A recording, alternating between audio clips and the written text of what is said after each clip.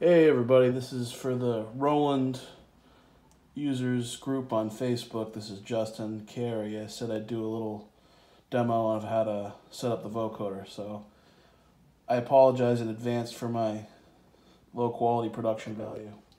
Anyway, I've got a dynamic microphone plugged into mic line input 1, and I've got the gain turned up.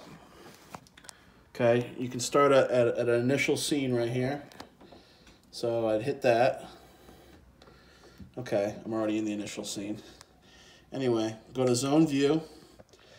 And you see how you have these boxes here. You want to highlight the vocoder. Highlight that. Right now, there's no sound coming through the microphone yet. Okay, so now that I've highlighted vocoder, I go to menu. I go to effects edit. You see you got the vocoder button here, and you got mic. You want to make sure it's set to mic, not Fantom, unless you're using a Fantom powered mic, which I haven't tried yet. Oops, nope. Okay, and then we got line. Again, I'm going to use the mic input. I'm going to leave the vocoder highlighted green. If I turn it to dark green, then it's just a regular audio input. Now, initially your audio input right here is not going to be highlighted, so you're going to have to go ahead and click this button or touch it, wherever you want to do. Make sure your audio input is highlighted. Then you want to highlight your vocoder.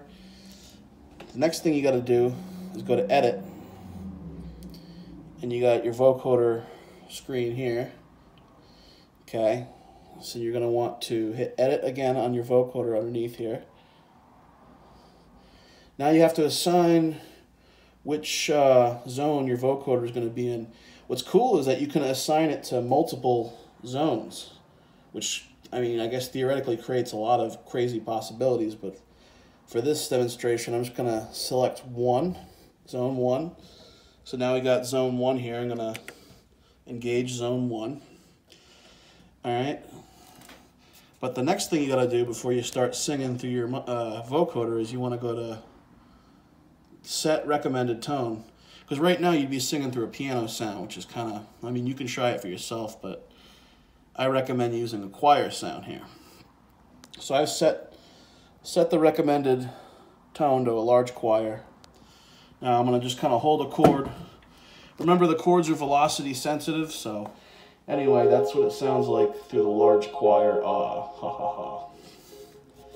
And the next thing I'm going to do is I want to go ahead and go in here to vocoder edit. Now this is really cool. What I like to do, carrier input 2, turn that on. I already have my carrier level set to 120. It's by default set to a 13 band. However, I like to have 32 bands for your voice character control here. Your mic sense right here, that's what you want to have that all the way up. Of course, you got a high pass filter, and you can go all the way down to just straight up band pass. This is cool because this mic mix level will mix your regular voice in with the vocoder. But for this purpose, I like to keep that pretty much all the way down. Voice character control is really neat because you can go into the bandwidth here and actually make fine-tune adjustments to the frequency response of your vocoder. Or you can hit this button and it'll just, this dice here, and it'll randomize. Let's see what this sounds like. I'm gonna hold a chord or a couple notes. Yeah, that sounds pretty chunky. What do you think? Oh yeah, baby.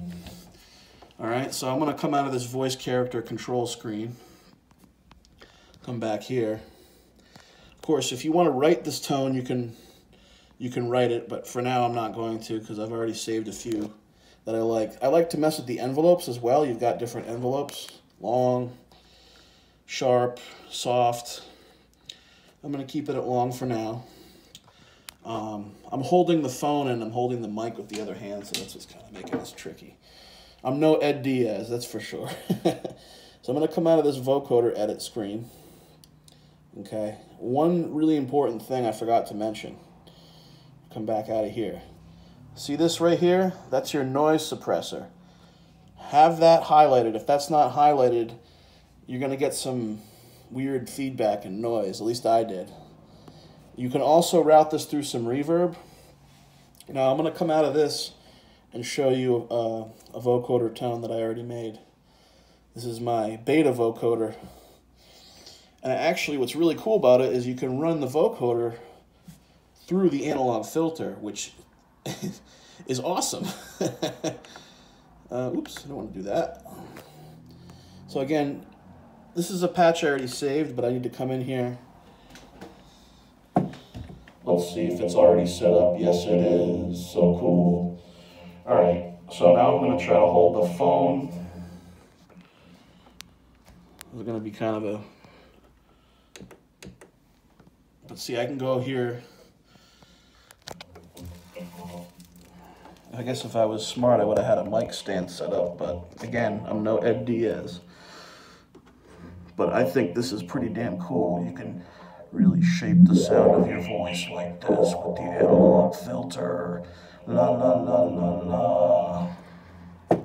Yes, I really do like the sound of this vocoder. I like the things you can do with it. It sounds so cool. Anyway, so that's just a small demonstration, but I think one of the really unique possibilities is going to be setting different vocoder settings to different zones and having like a robot tone here and a choir tone here, and then running the analog filter again across all of them. I'm a huge fan of vocoders in general.